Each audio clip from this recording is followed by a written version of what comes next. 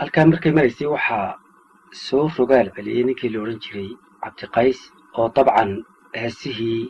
ay hal abuurada kale tiriyeen ay jabuuti ugu tageen dareemayna in rag badani isaga eedaynayo oo uu muduci ku yahay sida aad ku maqlayseen heesihii dambe cabdi markaa isaga oo qoladan u jawaabaya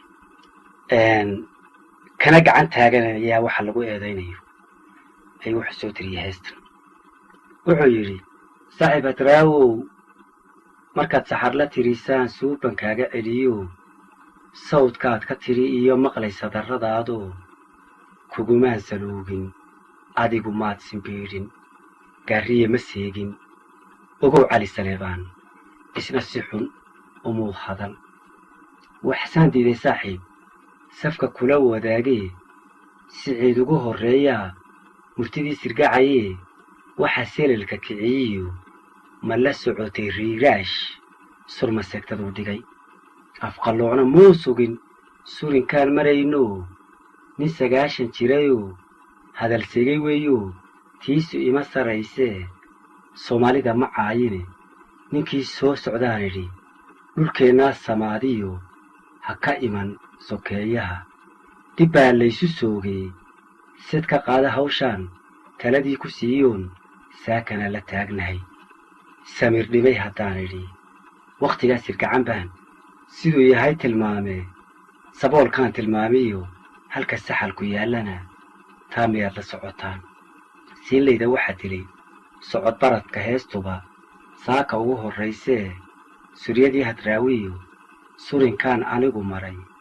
suxul baa u aasane sidaa ma ogsoontiin waa sooriya maansadu sama lagu wadaagay sun ninkii ku darayow aday sababi taadee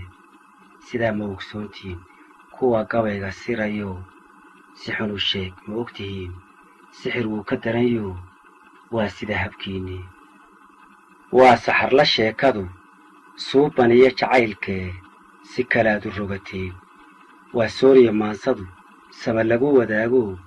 saqda dhexood u toostiyo sacahoo looga faashiyo saham buu ku xidhan yahay kuwa gabayga sirayo si xunu sheeg ma ogtihiin sixir wuu ka darayo waa sida habkiinnii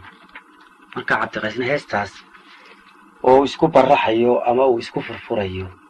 ayuu soo tiriyey isaga oo tixraacaya heesihii ay soo tiriyeen raggii aad maqlayseen magacyadoodu waxaa jirta cajalad labaad oo tan la socota mala waxaana habboon in had iyo goor labada la wada haysto si loo dhuuxo ama loo garto ujeeddadii ay lahayd siinley